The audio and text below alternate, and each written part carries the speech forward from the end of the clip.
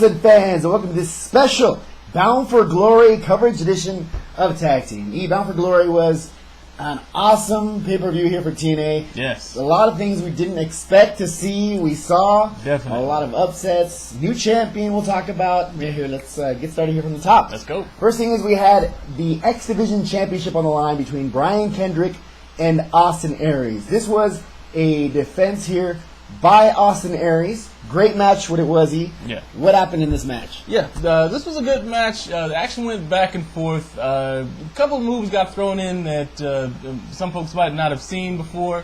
The standing sliced bread, which I had never seen, from just a dead stop. Austin Aries was playing to the crowd a whole lot.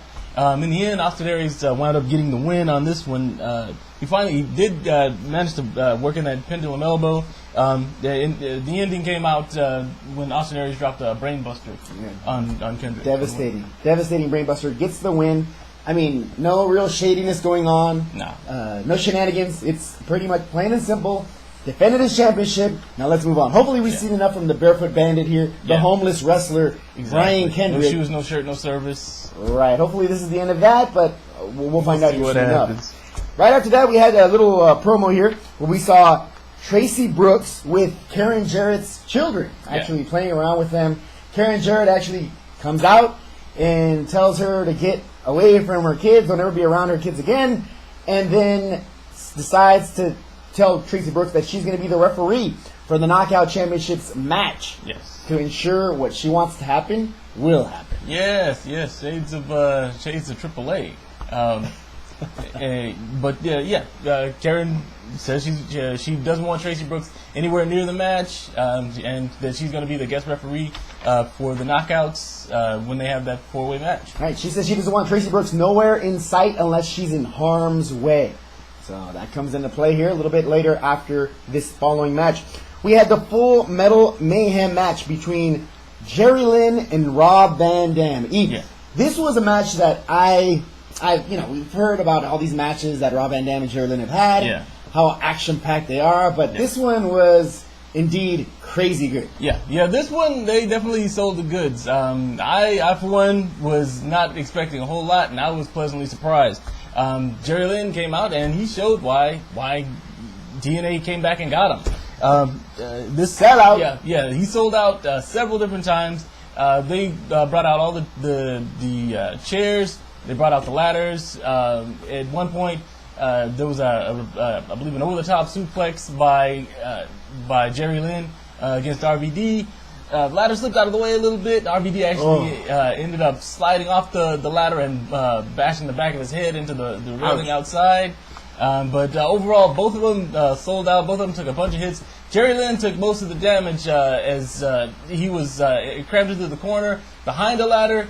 RVD jumped with a chair, jumped from one ring post to a ring post down the line, put the chair down in between the ladder and his feet as he landed, crushed Jerry Lynn in the corner, and he got the pin and the win after that. Seals the deal. What a devastating one that was. I mean, first we saw Rob Van Dam get his head busted on the railing, the barrier here, and then we see this move from clear across the ring, nailing him in between the chair and a ladder to his face of Jerry Lynn. Devastating move, devastating match. Huge. Took everything out of both men. I hate to be these guys the next day. Oh, definitely. Beat up. All right. They're going to feel it. Yeah, they will. After that, we had a little promo here where Dixie Carter is shown. Earlier in the day, she showed up to the Philadelphia Arena and was going to be in the audience for Bound for Glory. Once that happened, we had Samoa Joe in his handicap match that he decided to set up here last Thursday between Matt Morgan and Crimson. Undefeated sensation here. This was a W by who else? The undefeated Crimson. But the way it went about here was not exactly the way Samoa Joe probably planned it would go. Towards the beginning, Samoa Joe's plan of trying to play these two guys against each other was working. At one point, Crimson was teeing off on Joe, accidentally hauled back too far, smacked Matt Morgan. Matt Morgan started feeling some way about that. Those two started battling each other for a while, started taking pieces off of each other at one point. Morgan came in with a flying knee drop, followed by a spear by Crimson towards the end. against Samoa Joe. Crimson managed to get the pin and the win, but at the end, it looked as though whatever animosity was happening between the match or during the match had worn off. Morgan and Crimson seemed to be friends at the end, but that may continue as TNA continues with the shows in the future. Right, tried to do a little wedge between Crimson and Matt Morgan, which seemed to have worked a little bit. Looked like it was working in there, but no, didn't work out. Sorry, Samoa Joe. Next time, try to think it over. Come up with a better plan next time. Yeah, exactly. It's not going to backfire on you. Call it divide and conquer. Don't put them together. Rough. Yeah. After that, we had a little promo here where JB interviews Bully Ray. Bully Ray decides to mention a few things here to Mr. Anderson. Mr. Anderson, screw you and screw Philadelphia because I'm Bully Ray and I'm from New York City. Wow, that of course is going to get boos from the Philadelphia crowd. As it always will. Absolutely. Jeez, Bully Ray. He plays the heel like nobody else. Yeah. This guy is. Is that dedication? He does it. After that, we had the Falls Count Anywhere match between Bully Ray and Mr. Anderson.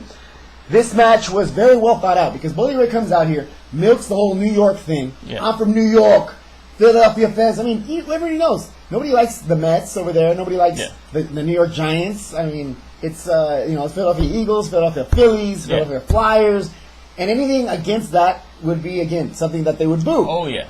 Mr. Anderson knows this, and he knows, hey, you know what? They might not take it very likely that the Green Bay Packers took the Philadelphia Eagles out in the playoffs last year, so I might not want to mention that I'm from Green Bay. Yeah, so that's one thing you didn't hear anything about Green Bay being mentioned here. That was that was an interesting point. Exactly. So this match kicks off. Bully Ray actually ends up getting the loss. Mr. Anderson gets the win here by doing a mic check through a table, but the way it got there was interesting as well. Yeah. Bully Ray had earlier in the match he had set up a table outside of the ring. And we figured it was going to play a part at some point. But towards the end of the match, they were battling outside.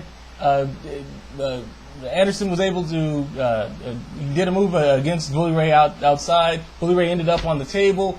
Anderson went up to the top ring post, jumped off to do a backsplash on Bully Ray on the table, and whiffed.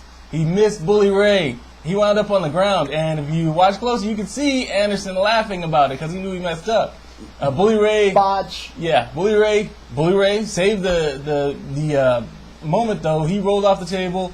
Anderson got him, did a mic check on him through the table, and he got the pin and the win at that point. It's funny that Mr. Anderson can laugh it off. Yeah, botched in a pay-per-view. Yeah, he laughed. What else can you do? Come on. He totally missed his hair. Barely glanced. He went from the top post to the mat, never touched the table. Never touched the table at all. Miss. Yeah, that was total brick time. Oh yeah, it was.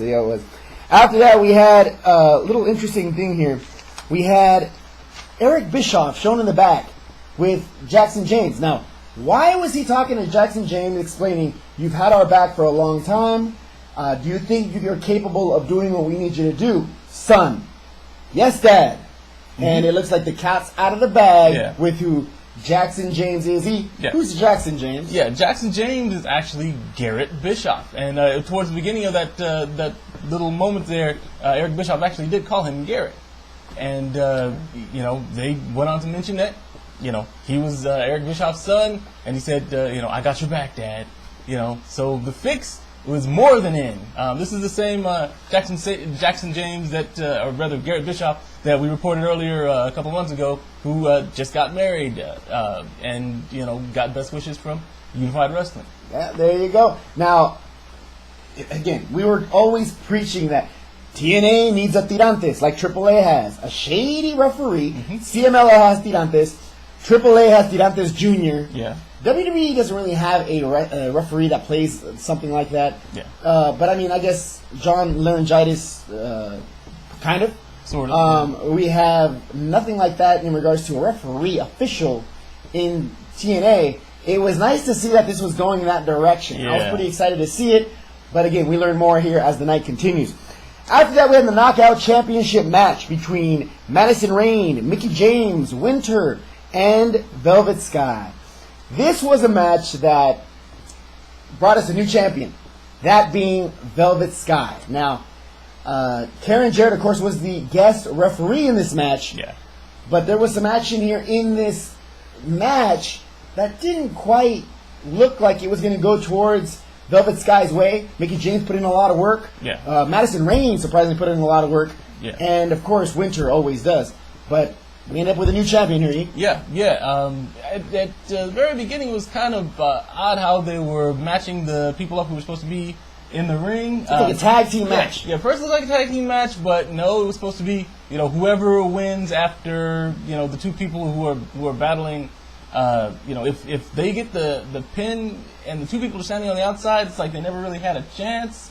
I don't know. Why tag out? Yeah, exactly. Why ever tag out? Studiously avoid tagging out no matter what. But at any rate, the match went on. Winner towards the end.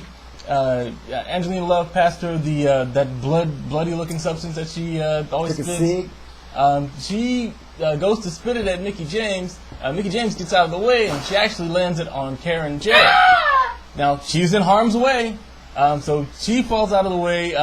Winner runs away, and Mickie chases her. Velvet Sky goes to get she goes after Madison Rayne, and she gets the pin against Madison Rayne.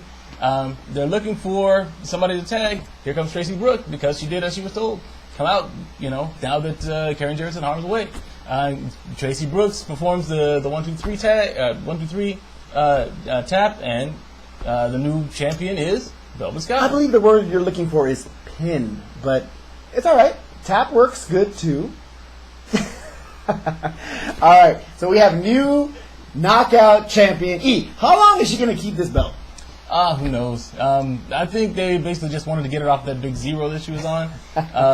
But we'll see what happens. If it draws a whole lot of attention, she'll keep it for a while. If not, she'll probably. I don't think it'll be for a while. No, I think it was like you said, just to get the big goose egg off of her record, a one-time knockout champion. But I think there's nothing against Velvet Sky. I'm a big fan, but there's more deserving wrestlers than her. I might take some heat from the fans, but there's Scorpio's take. After that, we had the famous I Quit match between AJ Styles and Christopher Daniels. I, for one, never thought I'd hear either one of these guys say I quit, but like a little girl will say. Bitch! The word is bitch. Christopher Daniels proves me wrong. Just don't hurt me, alright? I quit. Just don't hurt me. Yeah. After a screwdriver shoot. Well, here's the thing. He's the one who brought out the screwdriver. He brought out the screwdriver. He threw a pipe wrench at AJ Styles. He basically, everything that ended up in the ring was pretty much stuff that he had brought there. He rolled up into a tight ball screaming, grabbed the mic and screamed, I quit, and then pretty much ran away. AJ Styles chased him. He ran away. AJ Styles gets the win. AJ Styles goes to leave, and then here he comes back out of the back. All of a sudden, clobbers AJ Styles from behind, and then does some sort of a victory dance, like you never beat me. You never beat. Yeah, he kind of did beat you because you said you quit, which is like the rules of the match. Are you hard or are you not? Pretty soft to me. Look like a runny egg. How soft he was. Pretty much. Jeez, Christopher Daniels lost a lot of respect here from myself by that. Yeah, spineless move, but again, AJ Styles is that much better than him. It's sad to see. Jerry Lynn earned his stripes. Yes Christopher Daniels did not. Yeah. World's the moonsault, world's greatest moonsault. Yeah. Nah. It's great moonsault, but you suck. You suck, man. Sorry. That's all I can say about that. No idea. After that, we had Jeff Jarrett come out to the ring in street clothes to acknowledge the fact flipping off all the Philly fans. Yeah. Philly fans flipping him off. Yeah. He's having fights with people in the crowd. Yeah, cursing at people in the crowd, telling them they'd more or less words that they were pieces of crap. Yeah, exactly. He gets to the ring and calls out Jeff Hardy, saying, Jeff Hardy, I know you're here. I told you not to come around. Now I'm calling you out. He calls him out, and he has some choice words for him. Jeff Hardy says, I got one thing to say to you. Boom! Immediately. And it starts. Yeah, immediately these two start scrapping. Jeff Hardy's getting the better of Jeff Jarrett. It was pretty much one-sided from beginning to end. At one point or another, security decides to come out. They're holding Jeff Hardy back. They're holding back Jeff Jarrett. Somehow Jeff Hardy breaks free like 2 or 3 times. He jumps over the top of the crowd of security that are holding back Jeff Jarrett, starts beating on him again. Finally, the agents come out. Actually, the refs come out first. They're trying to hold him back. There's like 2 refs. It's like old man Hebner and his son. It's like, so basically there's like 1.5 refs. And D-Lo. Then finally, D-Lo, and the rest of the agents come out. The crowd, D-Lo, run! D-Lo, run! Yeah. That's pretty interesting. Yeah. And, this pretty much cemented Jeff Hardy's return. You got a whole lot of love from the crowd. Definitely. And then what's funny is that Jeff Jarrett says, nobody wants you here. Yeah. Being drowned out by the screams of Hardy, 9 out of 10 fans said they don't want to see you here anymore. Really? I want to see the survey. I want names. I want names. Come on, Jeff. Nobody believes what you're saying, Jeff Hardy. Lies. All lies. All right, after that we had what I would call here, main event between main event number 1. Control of the Company. Hulk Hogan versus Sting. Now, of course, now we've set the table. We have Jackson James, the Tirantes referee. Yeah. That's going to be an Immortals Edge side. We have, of course, Hogan. We have, of course, Bischoff. We have Sting in the ring. But as the match begins, Hogan calls someone over, and it's the Nature Boy. Yeah, Ric Flair out of nowhere. Looks like he's playing the enforcer role. He's not. He's in street clothes, so he's standing outside. But just there for insurance purposes, just in case things get out of hand. Sting starts to get too much momentum. Right, decoration there for Immortal, but he definitely comes into play when he hands Hogan a little something that he hits Sting with, bust him open, starts to bleed. Now that plays a factor also when Sting finds his way out of the ring. And of course, we have Flair has to give him his what for. Hits because he loves him. Has to give him some love. He tunes him up a little bit, sends him back into the ring. The battle goes back and forth. Sting finally gets enough. He gets his hands on that item that they call it a spike. That Ric Flair had. Goes to town on Hogan with it. Hogan took a couple of serious bumps in this match. Absolutely. I was hoping that spring in his back wouldn't pop out, and it didn't. It held successfully. Hitting the canvas hard multiple times, and then followed by a Scorpion deathlock on Hogan. Hogan's like, my back. He starts tapping out. Baby Tirantes here. Jackson James is like, are you sure? Are you sure? My back, you idiot. My back. I'm tapping out. Okay, ring the bell. The bell is rung, and control goes to Dixie Carter, who's in the crowd crying tears of joy, and Sting. Now, following that, Immortal rolls out to the ring and starts going to town on Sting, tearing him to pieces. Hogan's still trying to pick the pieces up himself in the corner of the ring, trying to, basically gather himself because he's bleeding as well. Now, once they start pounding on Sting, Sting reaches out. Hogan, help me. Help me, Hogan. Hogan actually begins to examine the situation, looks at the crowd, looks at Sting, getting beat down. And finally, the good old Hulkamania rises again. Yeah, he does what he's done since forever. The shirt gets shredded, comes off, and he starts beating on everybody in sight. Everybody in Immortal is looking at Hulk Hogan like, what's going on? And by this time, Sting has gathered himself, so it's basically Hogan on one side of the ring, Sting's on the other, and Immortal is stuck in the middle. They both tear into Immortal. They clean house. They clear all those guys out of there. It looks like Hulk Hogan is back. Hulkamania is back. Sting says, I want Hulkamania back. And Hogan plays the role. Of course, the good old... Oh, dude, he's doing it all. He's doing it all. 24-inch pythons, all that. People that grew up in that era, you would have enjoyed this match if you did not see it. Yeah. It was memorable. It's going to be a memorable moment here in marked Hogan's out. I ain't even going to front. I marked out. All right. After that, again, that was not the main event. We had Robert Roode versus Kurt Angle in the TNA Championship match. This was unfortunate because it ends in controversy when Kurt Angle gets the win with the angle suplex. Yeah. He got the angle slam, but he followed that up by pinning Robert Roode. But he also reached up. Kurt Angle reached up and grabbed the rope to keep the pin in. And also, on top of that, Robert Roode's arm had already broken the plane of the rope, so it should have been a pin. They should have split him up again, but nevertheless, referee didn't see it, so Angle maintains the belt. Yeah, Hebner Jr. did not see it, and there we go. Angle slam later, Kurt Angle retains the championship. There goes Robert Roode's promo, his hopes and dreams of being the champion. Just gone just like that. Wow, talk about unexpected. Yeah. That was interesting. Now, that's the way the show ended. But what happened to Inc. versus Mexican America, you say? What happened with that? Well, this match took place actually before the main show. Free, folks. Hernandez Mexican America wound up winning it after Hernandez pinned Jesse Neal. Yeah. And there we go. Still tag team champions, Mexican America. Interesting to know that. And the fact that I missed it because I was watching the actual pay-per-view, didn't realize it was going to be free. My bad. Cesar Scorpio never does that, but did in this situation. Again, we'll have the complete review of this. Of course, it's going to be on Impact on Thursday. But remember, Monday night, we have the WWE for Raw. From myself, Cesar Scorpio, Invincible E. Vincent, thank you very much for watching. See you guys on Monday night. Take care.